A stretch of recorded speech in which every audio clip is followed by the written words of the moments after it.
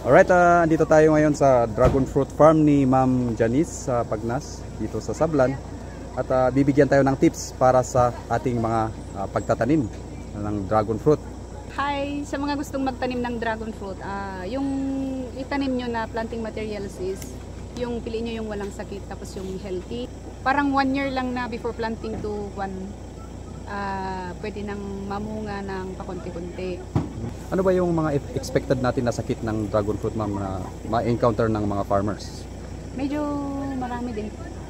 Like yung mga iba kasing mga insekto, yung mga ants na yung kinagat nila, yung sinisipsip nila yung mga young shoots ng dragon fruit. Okay. And then iniihiyan nila. Tapos nagkukos yun ng blight. So kailangan din mag-spray ng fungicides and pesticides na rin.